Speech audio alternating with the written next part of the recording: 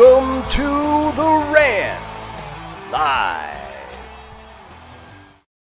Welcome to the Rant Live, and welcome to officially to the offseason. The World Series is over, and we're here. It's Friday, November 5th, 2021, in the year of COVID, 2021. Thankfully, stuff's going back down again. You know what I mean? Like the numbers are all dropping. No, I think they're going back up again. Have they gone back up again? Everything I just read now they're starting to go back up again. Oh, I don't know if they're going back up or if they're just not going down anymore. Because it was down like 57% from the start of September. When I saw that the other day. Well, I guess I got to look at that, but at least now like the younger kids are getting vaxxed and whatnot, yes. And so hopefully that'll stop. You know, at least some, because schools are like a breeding ground for all kinds of shit anyway. So it's like, seriously. And I was just thinking about this the other day. I because now they can vaccinate against chickenpox, and this is vastly different, right? Chickenpox are not nearly as lethal or anything. But, I just remember back in the day of that being like the rite of passage, as you'd have every winter would get really bad with it. But the chickenpox would just go through.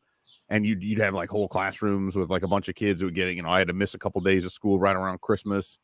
I just remember going through my house, like I got it, and my brother got it, and my sister got it, like all the way through.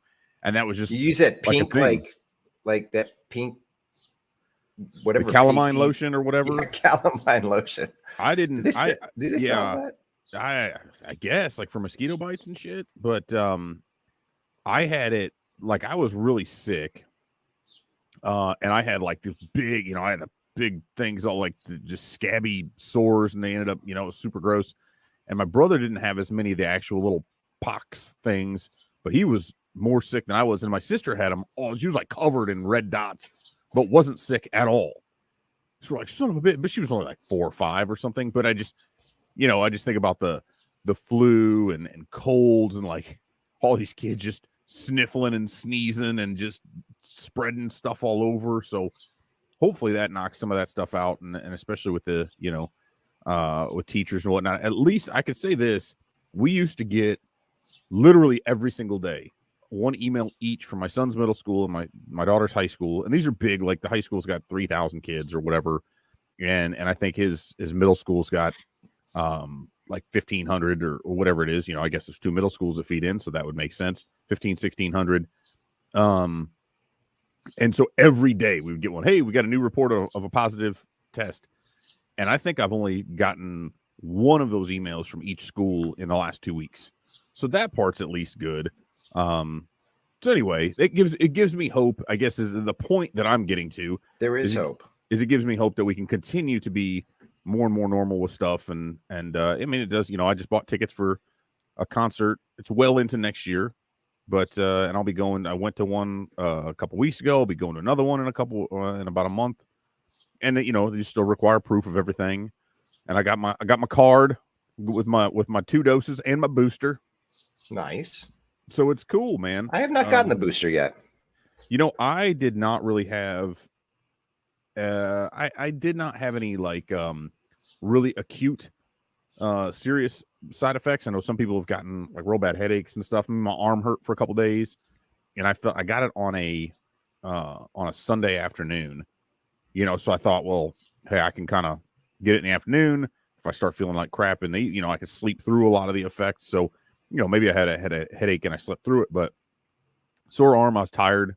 I was pretty fatigued on Monday, and then and also on Tuesday. But outside of that, and it was Moderna. That's what I had for my first 2. So, I mean, I thought it was fine. So, and the supply is certainly, I mean, it was easy to schedule. So, if anybody out there is thinking about it, hadn't done it yet, it's generally easy. I did mine through Kroger. So, or Kroger's, as we call them here locally in the Midwest. You got to add that S.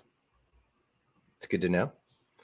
So, off season, you published a post that I love it when you put posts like this out there, because I think they're really super helpful. Which was a post about the key dates and deadlines that are coming up, because it gets a little confusing. I know people like you and maybe some other people are real good with those dates, but people like me, I get confused easily. I'm old, and so it's always nice to be able to reference a post that actually has the dates in them, and a few of the dates have kind of already come and gone, which was the start of, I guess, free agency starts as soon as the World Series ends, right? Basically, yeah, that next day. Technically. It's the day. I mean, theoretically, yes. So especially when it goes late into the evening. So yeah, then it's that next day. And then that's when you have, obviously, like the players have to officially file for free agency, those whose contracts are up, and then you've got a few days for them to decide on, if there's a player option or a club option or a mutual option. And that's what we're starting to see a lot of now. Like the Cubs have had 4 guys on the 3rd actually filed for free agency, but then I just saw where Adam Morgan also filed, but he would have been arbitration eligible. So I assume, again, the Cubs were just like, hey, dude, we're not going to tender you a deal. So, go ahead and go, that's the only one. Like, I mean, Robinson Chirinos, Jose Lobaton, Matt Duffy, and Zach Davies. Those are their free agents previously. No surprise whatsoever, right? There's no way that, and the Cubs could still work something out with some of those guys. Like if they wanted to bring back Chirinos as a backup, Davies, no. Duffy improved his value, I think, and he was a little bit of a very welcome surprise last year. But then Morgan's the only one that I was like maybe a little surprised by, because I thought, he pitched pretty well for them. You got a lefty reliever that can have some value, but there again, I think he was going to be due maybe $1.5 million, somewhere in that neighborhood, and I figure they'll, and again, that's one of those like, okay, does Adam Morgan bring you anything that you can't find on the free agent market potentially for less? So I guess that makes a little bit of sense. And then they optioned 4 guys down. So I think at this point, I think they're at 38 on the 40-man roster right now, if I'm not mistaken. So that's where there's still a ton of moves though to be made, because you only got 2 spots left. They're going to have to protect somebody. Nelson Velasquez is probably going to be protected. And now you've still got the one spot. Yeah, he better be. But there's a bunch of guys on there, obviously, that there'll still be moves on. They just don't have to make those moves right now. But yeah, I mean, it's a big list of guys, but the other side of that, really, with the Rule 5 draft is that, if a team picks up a player, they've got to have them on the 26-man roster for basically the entire season, which is always tough. I mean, unless it's a team that's just like, really down at the bottom, picking up what is basically a prospect and having him on your 26-man roster the entire season is a tough task for almost any team, really. Yeah, and I mean, we saw some guys in the playoffs. There were some pitchers who were Rule 5 pickups. You typically don't see too many teams that expect to be in competition, right? Who to be contenders, who are going to go out and take a flyer on a guy who's Rule 5 eligible, right? Because the thought would be that they've already got those pieces in place, so that they're going to go spend for somebody who's a little bit more certain. But if you do have a team that's saying, hey, let's say, for instance, the Cubs don't protect Ethan Roberts. Let's throw that out there. I would not like that. I want to keep him in the organization. He's a great dude, and selfishly, like, I've developed a friendship with him, right? So let's lay the cards on the table. He's just a really good dude. I've gotten to know him over the last couple of years. But let's say he were to go, because we're also talking about a reliever who throws mid to upper 90s, has some elite spin rates, and worked his way up. Worked his way up to AAA this year. Somebody could look at that and say, well, hey, we think this kid's going to be really good. We think he's ready to go. And right now we lost a bunch of relievers in free agency. We've got the room to fit him on here, and we can handle some growing pains if we think that's going to be the case. Let's go pick him up. Whether that be like the Orioles or let's say the Oakland Athletics, who are cutting payroll like crazy and looking for cheap pickups. So, that is a possibility. Maybe some of those teams that maybe you sign somebody as a free agent who got a qualifying offer, and you're going to lose some picks. And so you're saying, well, this is a way for us to sort of recoup that at a fairly low overall cost with a guy who we think can be a quick mover and can be on the active roster. So, that's going to be interesting, though. That the qualifying offer stuff, and then the 40-man, which is, what's that? We say that's November 19th. on the 40-man. I'm always I'm forgetful when it comes to that.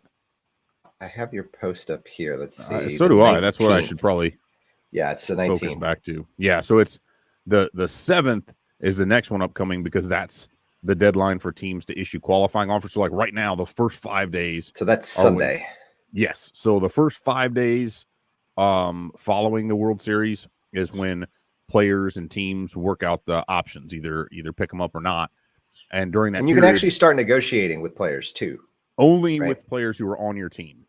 Yeah, exactly. Yeah, so, but when you talk about the qualifying offer, that's where they're probably having conversations with guys who are free agents, and who may be given qualifying offers, which seems like there may be a lot of qualifying offers made, but you have to make a qualifying statement when you talk about qualifying offers, and that is the players don't really like the qualifying offer system, and it's quite possible it gets negotiated out of the CBA. So while we're going through the whole process and the dates and deadlines are all passing, we don't really know what it means because we're going to go through the whole qualifying offer process. And I don't know. It'll be grandfathered in because this you would think so. Yeah. Yeah. It'll, unless they were to sit down and agree to something immediately to change it, anything that happens right now is still going to be subject to the rules that are in place right now because the qualifying offers have to be extended by the 7th, and then players have 10 days. So now we're only talking about the 17th, the 16th, or whatever, which is still 2 weeks shy of the expiration of the CBA. So those rules are currently in place. So unless they change something, and then that's the thing is like the other problem would be, well, you have to either change it up front or you have to grandfather it in because they couldn't go in and change it in the CBA because then you could theoretically have players who maybe they signed, maybe they got a QO, declined it, they sign, and a team gets penalized. Well, you can't go back. And I mean, you could, I guess, retroactively do it, but that also jacks with a lot of guys' markets. Well, exactly. So this is what I'm saying is that we know the players don't really like the qualifying offer system, basically because it makes it harder, or they're not as attractive in free agency because the team that now has to sign them has to give up picks and IFA money, right?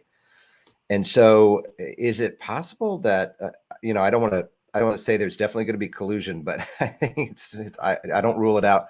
Is it possible that the owners could get together and say, "Hey, man, let's make as many qualifying offers as we possibly can," because we know the players don't like it, and so going into the CBA, that'll feel like a major win if coming off a season where there's a ton of qualifying offers, they don't like the qualifying offer system.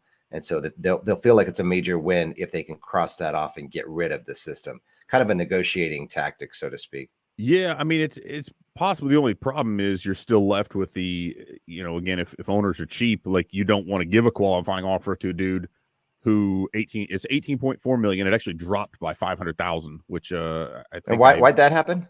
It's the qualifying offer is an average of the top. What is the top 100? So because salaries are dropping. That's why. Yeah, values are going up, salaries are going down. So right, and 500,000 is a lot. Money. That is a lot. Players get less, owners get more. And so, but the thing still is like how many of those players. And we actually saw for initially nobody ever accepted a qualifying offer. Now the funny thing is though, like when this was first presented, and this is where the players screwed themselves completely. Like this is an area where they absolutely screwed up because the qualifying offer system was bad before. They didn't like it. And the owner, I mean, it was like different picks and where these came in, but the owners actually found a way to negotiate a way to hurt players' values even more with the new qualifying offer system. But the players gave up a little bit, again, in exchange for like guaranteeing that they'd have a chef on staff in each clubhouse and that they could have, extra 2 inches of additional legroom on additional aircraft. And they overlooked and the way it was sold, like at first people were like, "Oh yeah, this is better for the players." I'm like, "Bullshit! It is. This is worse. Are you kidding me?" Because if even a team like the Cubs that didn't exceed the luxury tax this year, to sign a qualifying offer guy, they've got to give up their second pick, which for them is the 7th pick in the second round. Right now, that's not the 37th pick because there's sandwiches in between. And then another $500,000 in international free agency for a team like the Cubs right now that is looking to do a better job of building back up their system, if you're going to give those up, and that's why, I know a lot of people want Nick Castellanos, and it's not impossible, but and as good as he is, like, he's not Carlos Correa, okay? He's not Corey Seager. And giving up a second-round pick and $500,000 in addition to what you're going to pay Castellanos, that's a lot. That is a lot. And especially, like, what if it's a Noah Syndergaard? What if he gets a qualifying offer? You going to pay that extra bundle of stuff for a guy who's coming off an injured season, who you don't know, who's trying to bounce back? Like, John Gray is another one. There's no way in hell I would go sign John Gray if he declines a qualifying offer. Now, the possibility exists, though. We saw it with Marcus Strowman and Kevin Gossman last year. Gossman was coming off a kind of a decent season, but had some pretty rough campaigns before, and then Strowman actually opted out of 2020. And so those guys both accepted the qualifying offer, both pitched really well, and actually are going to be able to parlay. So they got paid more for 2021 on an annual basis than they would have in a salary had they signed a multi-year contract. There's no way they would have made $19 million AAV. And so now they both bounce that into what is surely going to be a much bigger long-term deal. So some of these players, like if I'm Gray, if I'm Syndergaard, I'm taking a qualifying offer all damn day, because that's pretty good.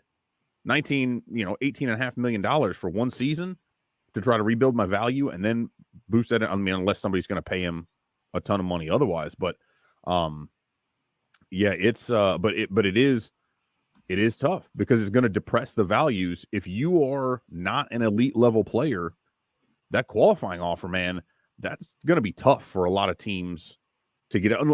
Again, unless it is a team that knows they need that one piece. They say, hey, Castellanos can be a stud for us for the next 3 to 4 years. We are ready to compete right now. We are not concerned with that second round pick. Yeah, you have it. I mean, the Dodgers probably aren't a good fit, but that's an example where you've got a team that's very good. They're just loaded, and they don't their draft pick. Yeah, where's their pick? In IFA.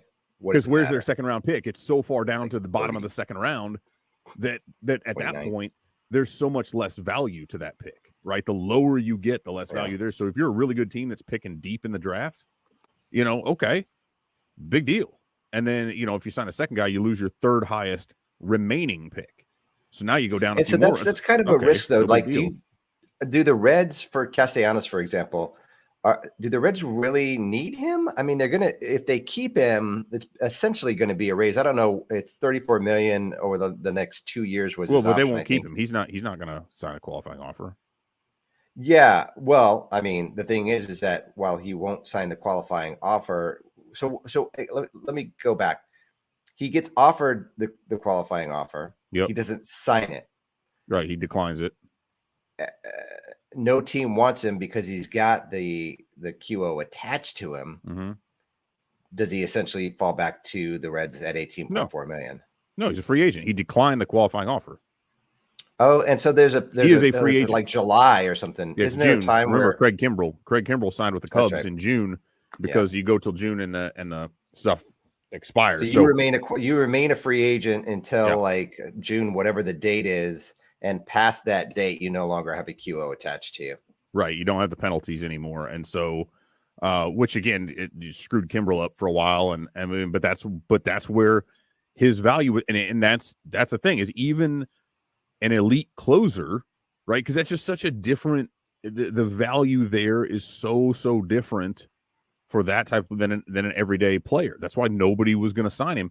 And is that collusive at some point? Like, kind of, because all those teams, I do think, kind of sat there and they're like, well, we're not going to get it. But so I mean, but I think we're going to see a record number of those, and part of it is because of this thing that we're seeing, where a lot of these players are opting out. It's a pretty robust free agent market, and there's now one guy, who is not going to get a qualifying offer is Kyle Schwarber. He just opted out. He had an $11 million option that he opted out of, but because he was traded, the Red Sox can't put a qualifying offer on him. So that's a dude. You think he's opting out because obviously he must think he's going to be able to get more? Oh, obviously. Yeah, he's going to be able to get a hell of a lot more than $11 million for one season.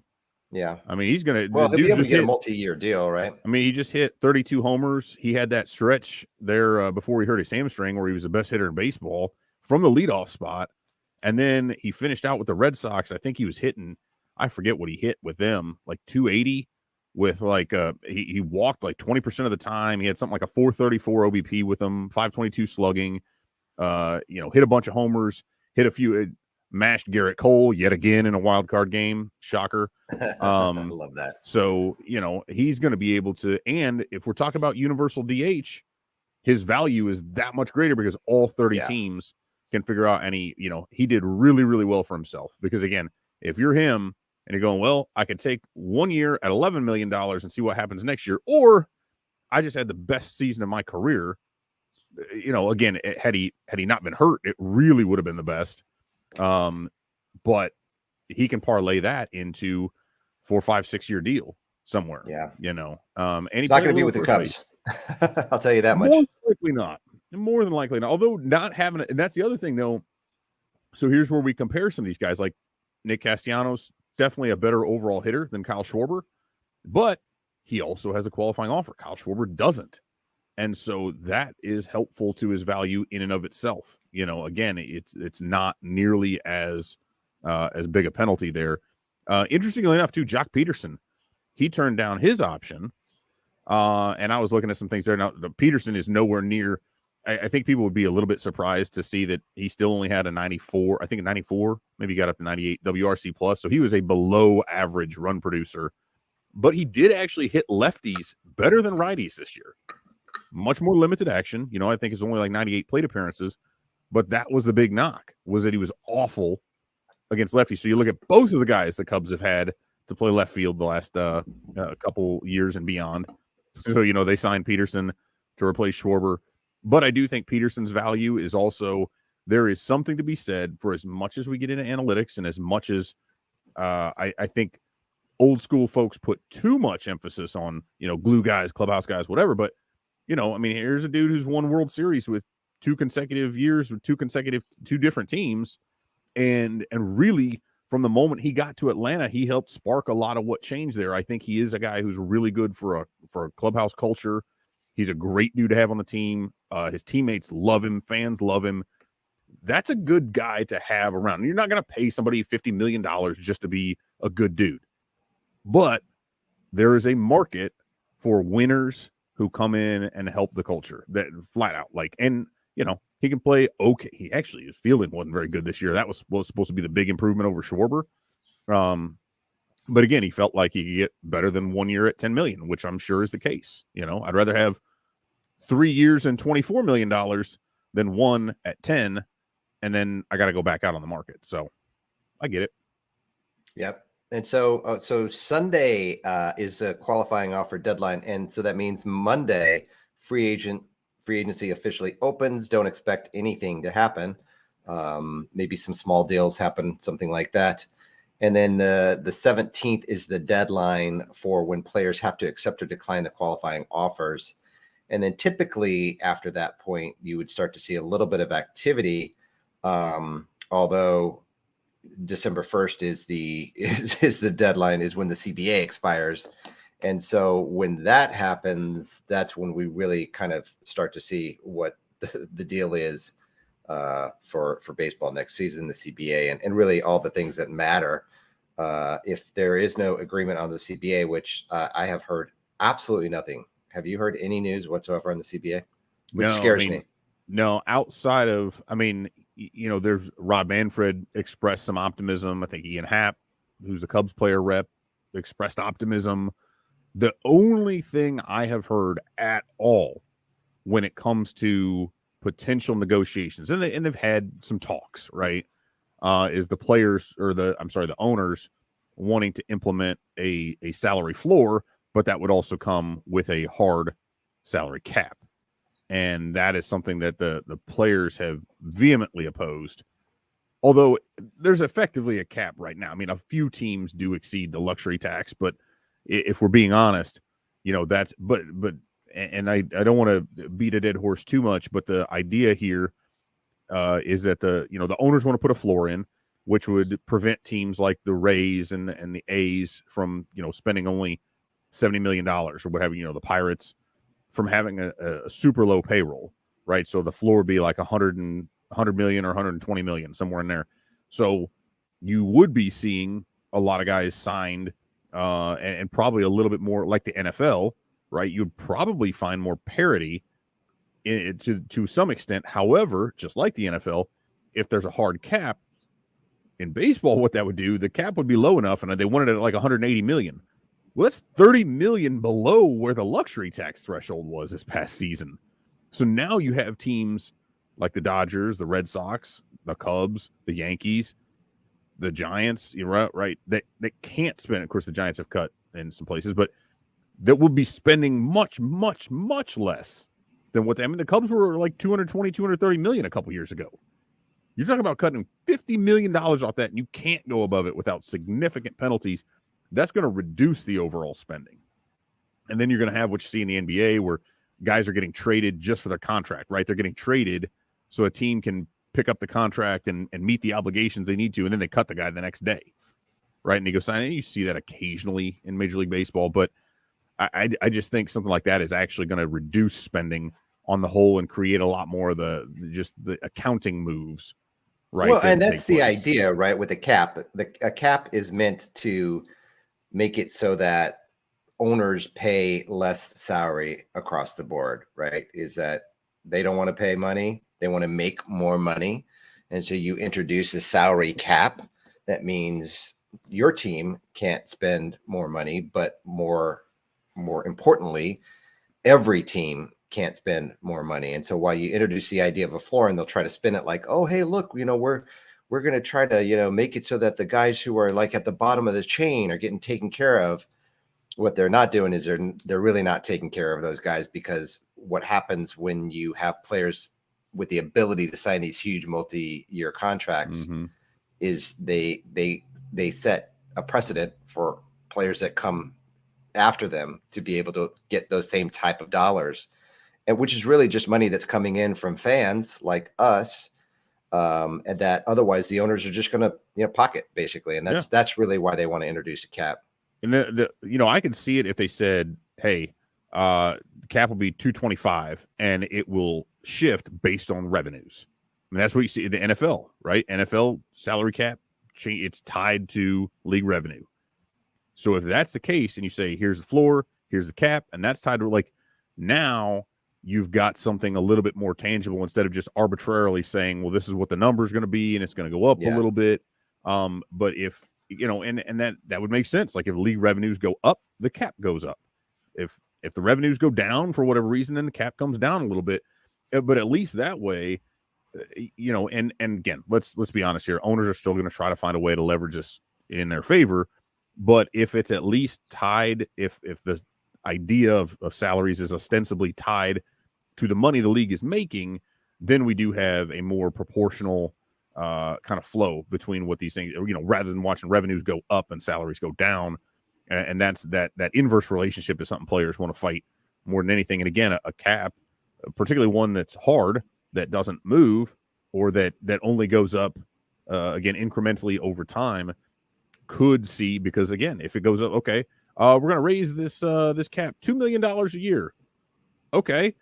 But if league revenues go up at a higher percentage, then again, 1% is the increase. Well, if revenues increase by 5% every year, then players are losing out on that 5% or that 4% gap in between, right? So the gap continues to grow. And that, I think, is what they're probably most concerned about. So if they could figure that out, right, where it's like, I mean, the owners, like, here's what's funny to me, man. Owners are making plenty of money. Like, don't let them tell you otherwise. Like, their values are going up. All these things are happening. They're fine. Oh, that's what my light just went out. It got all dark in here. My little ring light here just went out on me. Darn it. It's wireless. So it's okay. So the I can battery still died. see you. Good. I'm just I was like, what happened? Oh, it's that. So yeah, I mean, that to me is the single biggest thing. But then what the owners are going to want to do, right, is they're not looking at these things separately. They're like, oh, you don't want a salary cap? Okay, cool. Well, then we're not going to give you any leeway on service time, right? But, well, no. Like there's a few, like the qualifying offer system, service time is screwed up, and the cap floor spending stuff. But the thing is, like, neither side wants to give on any of those. So, and the thing that sucks going through this whole process is that it's pretty apparent that ownership has the media in their hip pocket. And so you really only get, I feel, you really only get the true story from blogs like Cubs Insider and other blogs who look at the situation, from a more player friendly perspective, I'd say. And whereas like when you hear ESPN and the pundits that are really listened to by a lot more people than come to our site, it's unfair, right? It's kind of like Fox News, right? Yeah. For the Republicans. It's just like they will tell the story that the owners want to be told. They will tell you that the owner's position is a right position, and it becomes almost like politicized to a certain extent, like bad guy, good guy type situation. Like, oh, the players are so greedy. When again, we've talked about, not every player makes, millions and millions of dollars, and there's a reason that the average salary of the top 125 players has gone down by $500,000. It's because they're not getting the money, and the guys at the bottom and the middle aren't getting the money. And we should look at the median. I'm sure the average salary is probably higher than the median. The median would be right in the middle, and it's probably nowhere near $35 million a year, which I think a lot of people tend to feel like, oh, every Major League Baseball player makes millions and millions of dollars for a limited career that lasts, on average, 5 years? Yeah. And I mean, I think that's the thing that people, and it's funny because there's a couple different things here. One is that it's such an intellectually dishonest argument for someone to be like, well, this guy, what are they complaining? Even the league minimum $600,000. Okay, yes, great, but like, I do this. Okay, but are you one of the 1% elite members of what you do? Like, maybe you are, right? I don't know. But it's a very small, population of people who can play baseball at the highest level of the sport. And then, like you said, okay, let's say it's a guy who's making the league minimum, and let's say he goes on for 3 years and he plays, and then maybe it's performance, maybe it's injuries, whatever the case, he's not playing anymore. So he made, $1.5 million, $2 million in that period. That's awesome. That is great. But now what the hell does he do? Maybe for the next maybe it was a guy 30 years. Right. And here's the thing. Maybe it's a guy who got drafted out of high school. Okay. He's got a high school diploma. He went through the minors for 5 or 6 years, and maybe he got signed in the 20th round, and he got a $20,000, maybe a $50,000 bonus. Who knows? Maybe they did that. And he was able to buy himself a car, and it gave, but that's $50,000 that he made. And then he's making about $5,000 a year playing minor league baseball. Right. So that $50,000 gets run through pretty damn quick. He's rooming up with 4 or 5 guys at a time in a 2-bedroom apartment, living through that way. And then he makes a couple $1,000,000 playing 3 or 4 years of baseball. Now he's 30 years old with, the only recognized, and maybe he was, and maybe he played, I don't know for whom, the Mariners, right? But he's from Middletown, Ohio. Right. Well, now what? Like, is he a recognizable face back at home anymore? Yeah, maybe. I mean, he could probably get a gig someplace locally. Maybe he can go back to school. But, again, I think people put this in such a weird perspective. It's not like he's getting a 6-figure job and able to work there for 40 years. And in that situation that you just laid out, it's basically from his age of 20 to age 30, he makes $200,000 a year. There's a lot of people who make more money than that. And they make it for 40 years or more, right? I mean, there are people who make a lot more money than that are just normal people that are your neighbor. Yeah. And you're talking, so it's just this perception that people have that I think press has played into building, which is that these players are these huge, live in these big, huge mansions and are look down at society and all this stuff. And it all plays into the owners. The way the owners want you to think of them, when in all actuality, it's the owners that are the guys living in these big mansions. Because those are the dudes. Like, here's the thing. oh, these greedy players. Oh, these players making all the, yeah, but you know what? Somebody's paying them, right? Somebody is making enough money to pay all of the greedy players and still have a whole lot more money. So again, when you replace the M with the B, the whole thing changes. Like it is the wealthiest player has nothing on the poorest owner. Okay, flat out. Look at Steve Cohen. What a shit show that is. And my God, the Mets are such a joke, and it is hilarious to me. But yeah, and so but that's also where it comes down to is that the owners, in a lot of cases, it's not necessarily that they're smart, but they got where they are because they know how to make more money than most other people, or they employ people who know how to make them more money, one way or the other, and their lawyers are a lot of times smarter and maybe a little bit less scrupulous. Same thing with their accountants, because they're able to hide some of that money pretty well. Players, on the other hand, everything they make's public. I can go on Spotrac or Spot Track or whatever it's called, and I can look up all the details of any player's contract, at least the financial stuff. You think I can go and find out what Tom Ricketts is making? Hell no. Nobody knows other than him and his accountant what he's making and what the Cubs. Well, and really nobody knows what teams they're making except for the Atlanta Braves, because they're the only publicly owned entity, and that definitely proved that they weren't losing nearly as much money as they all try to say they were. Yeah, and so yeah, it's a joke. So get ready for that. That'll be fun. Actually, it's not going to be fun at all, but we'll cover it, I guess. Yeah, I mean, man, my hope, like I still stupidly hope that both sides look at this and say, hey, man, it hurt our sport to miss most of 2020. That really sucked, and granted, the owners didn't lose as much as but they didn't make as much as that's the thing, is they didn't really lose. They just didn't make as much. Players didn't make as much. They know that there's definitely a need to have things, but at the same time, I think the players also realize they got to fight for themselves. But I sincerely hope that both sides will look at this and that we'll get something going, because given everything else, and look at what a problem it was to start the season up the way they did in 2020. If you have 2 out of 3 seasons that have this, rushed, messed up period, and we just talked about all the stuff with free agency and trying to sort all that out and then get these guys into teams and get a season going.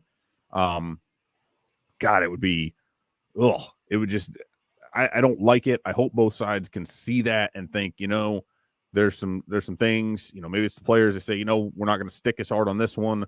The owner's like, yeah, okay, we can move up a little bit here, and we can, because you're still doing fine, owners. You're going to be okay. But I don't know, man. That's what really, really worries me. It's getting into January, February, if this thing's still kind of going on.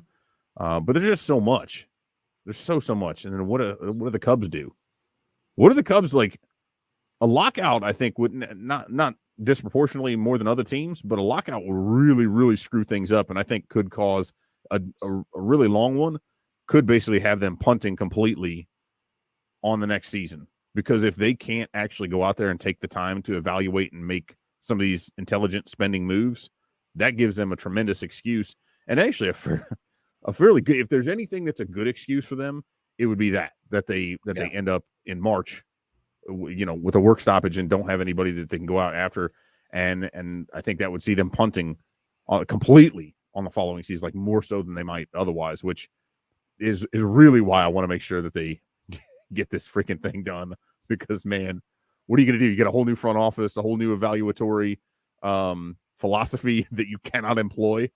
That's not going to work. Well, I mean, but if you look at the guys that they're bringing in, they're all development guys, right? So it's like maybe the idea is you just spend one full year in complete development mode, figure out what you've got. And I think that's the biggest thing is that you bring these guys in. I mean, they know on paper what they've got, but I just think that they need some time to really evaluate the talent in the system from their perspective.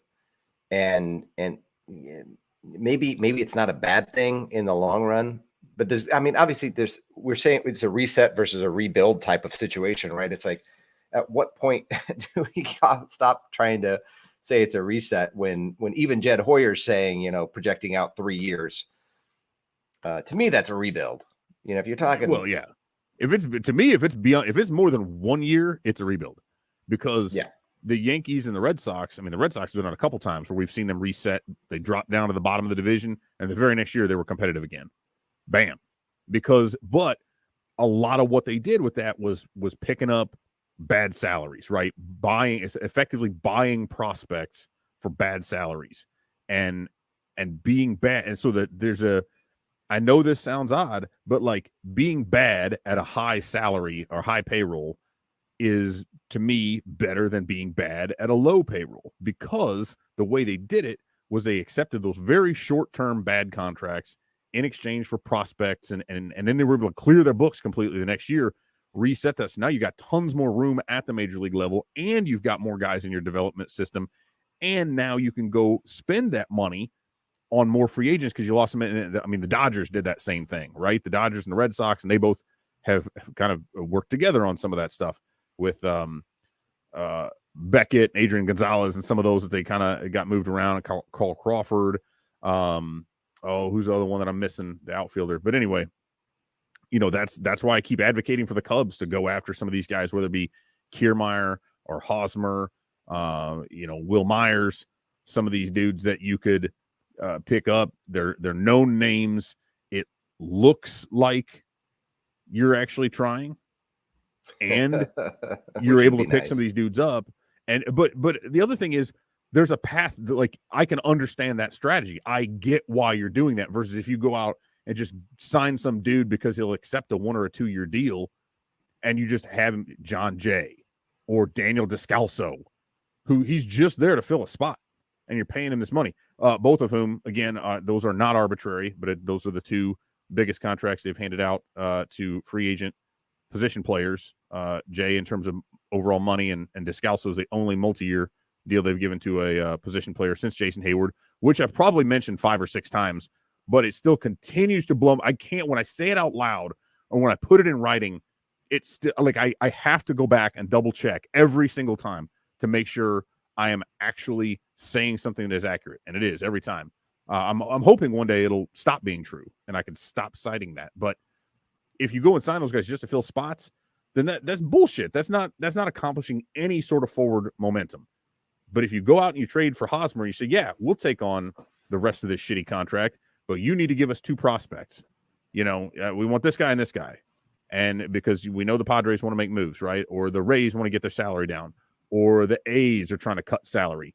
There are a lot of teams they can make moves with that they could get in a guy who's, again, not going to necessarily be a part of that 3 to 5 years, but that can help right now. Could be okay. But then he's filling a spot, and guess what? Now you've got guys who are in there who make sense and who can help you program your system down the road. I'd rather have that than just going out there and picking up whoever will accept a 1 or a 2 year deal just because you have to put 25 guys, 26 guys on the roster. And that feels like it's got to be the approach. I mean, with all the uncertainty around the CBA, I mean, why wouldn't you approach things from the perspective of, let's just try to get as many prospects into the system as we possibly can without regard to what's going to happen. I mean, the biggest decision the Cubs have coming up is on Wilson Contreras. Yeah. It's like, what's going to happen there? I mean, it's like, either they're going to re-sign him. It's not a bad idea to re-sign Wilson Contreras if they can get him at a good deal, good value, because then he becomes far more valuable in a trade than just a guy who's going to be a free agent at the end of the year. So I would really love to see them re-sign Wilson Contreras.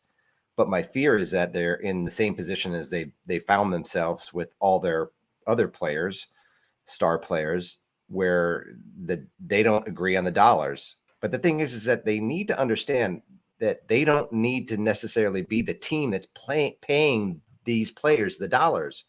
I mean, if they would have had Chris Bryant under a long-term deal, if they would have had Anthony Rizzo under a long-term deal, or Javi, or any of the players that were set to expire, whose contracts ended this season, if they would have had them under long-term deals, they would have been more valuable. They would have been but they wouldn't have traded them if that was the case. Well, they would have carried over. they're not going to sign Contreras to a Maybe, deal maybe to not trade him, though. Where you've got a team though that's just not going anywhere. You know, you're trading some of them, right? I mean, the thing is that like But they they got to traded him do. because the whole point was that they traded him because they were going to lose him for nothing. That's why they did it. It wasn't because they weren't any But good. they It's weren't because performing either. But they didn't put players around them. I mean, those guys were all Rizzo definitely was fading. But I just think the other. So I want to circle back though real quick because I had this thought and I don't want to lose it. Is that if you go out and you pick up some of these dudes and you actually get prospects for them, right? So you've loaded up your system, so you've effectively made a trade for prospects or bought prospects. You can better absorb the hit that we talked about earlier from a qualifying offer. So I say, I'm going to lose a second round pick, but wait, I got these two prospects back and we value them, whether it's combined or individually, as second, third round pick types. Well, then I can go sign this guy for the qualifying offer because the pick that I lost, I gained in this prospect that I traded for. And those are the moves. Again, those are the things they've got to do. Now, the IFA money, then you have to swing another deal somewhere else, maybe pick some of that up. So there are ways around it if you do that qualifying. So I wanted to throw that out. But yeah, if they re-sign Contreras, it will not be to improve his trade value. If they re-sign him, it'll be because they expect him to stay around. Although the other issue is, do they give him a no trade? Does he want a no trade? Does he believe? Because if he values himself at the JT Real Muto, like 5 years, 115 million, like that ain't gonna happen at all. Like that, and he's got to. He has to at least value himself. He shouldn't. He's 2 years older. He's better now than Real Muto was when he got that deal. So that's what I'm saying is that he may value himself there, but if I'm the Cubs, I'm sure as hell not giving him that. Because and therein lies the problem. Yeah. Well, and I love him. I love the dude. He's great but I've said this for the last several years. I am concerned for how he's going to age, right? Given we've already seen there's been a lot of injury issues with him as it is, right? And those could be total flukes. But for someone who relies so heavily on his athleticism, I just don't know what that's going to look like once he's a couple years on the wrong side of 30. Is he still as valuable? Because we're already talking about a guy whose offensive value has gone down as he's played a lot, right? And they've already talked about needing to give him breaks, and we've seen that can work. You know what I mean? And so I really think that if they are going to go out and get another guy now, DH coming into the National League, that extends him a little bit more. Do you let him play some outfield? You don't have Chris Bryant there. You can move him out to left or right every once in a while. If you think Miguel Amaya can come up and he can kind of spell him in there, maybe play a little first base. Lots of stuff. KB's going to be an injury nightmare. What? Okay. Anyway, I don't even know what that means. Contreras has a gun. I mean, from the outfield. So I've always thought that that's kind of where he should be. I don't know if he's that great of a fielder or not, but he definitely has a gun. So anyways, lots to talk about, lots going on.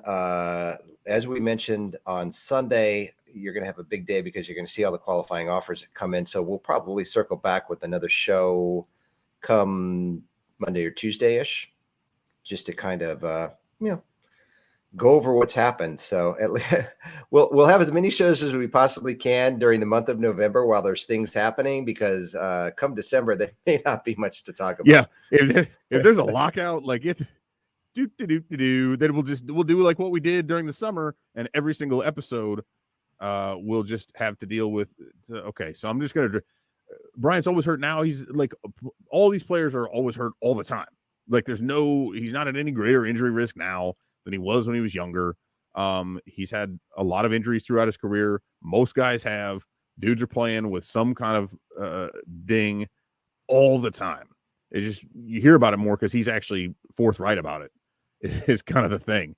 A lot of these dudes just hide stuff, and aren't actually forthcoming about it. But yeah, you remember like in the last summer, when basically every show was just like breaking down the latest offer from the owners and talking about how shitty they were. So I don't know if I want to go through that again for December. We could have guests on, so perhaps we'll do that. If there's a lockout, you'll probably see more guests on the show where we actually interview people. I don't know if you guys like that or not, but it's fun for us. So that could be something that we do. And I assume that we might do that if that's what happens. So look forward to that. But until then, we will have a lot to talk about. So I think it'll be good. We'll see. I'm excited to see what happens next week. So the next couple weeks should be really interesting. Will be fun. Cool.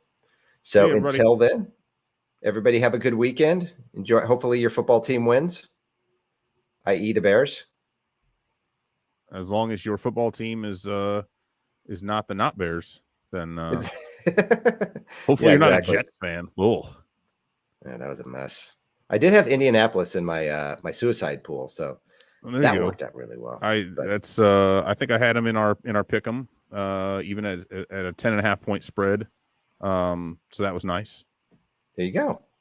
So may all your fantasy dreams and fantasy football dreams is really what I mean, not the other types of dreams, come true this weekend. Until next week, we'll see you guys.